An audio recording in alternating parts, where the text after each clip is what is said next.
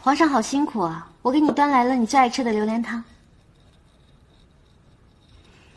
小柔，你下去吧，我和皇上有话要说。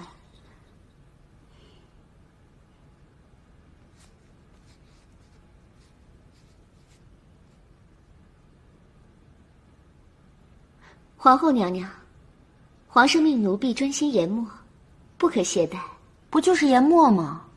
难道离了一头驴，就转不动墨了？奴婢的意思是，毕竟是奴婢早晚在皇上身边伺候着，更加明白皇上的需要。所以我这不是来了吗？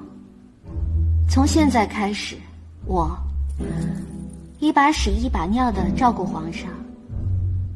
你下去吧。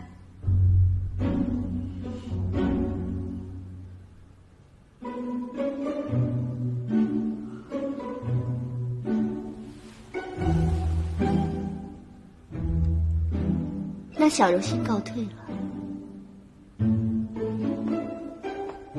皇上，我喂你。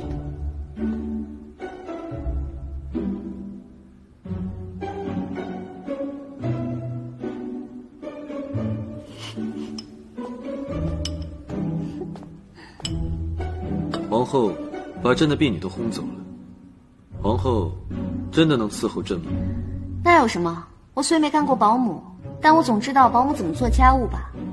那好，今晚就劳烦皇后来伺候朕。来，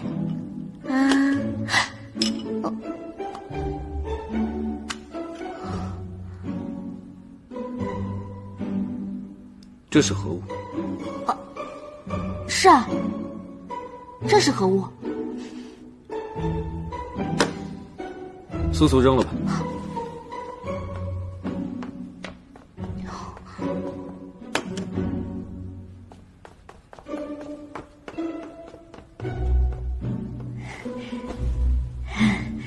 没了。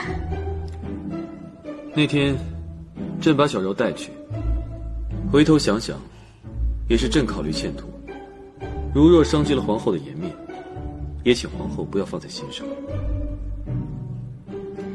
皇上喜欢哪家的姑娘，是皇上的自由，我无权干涉。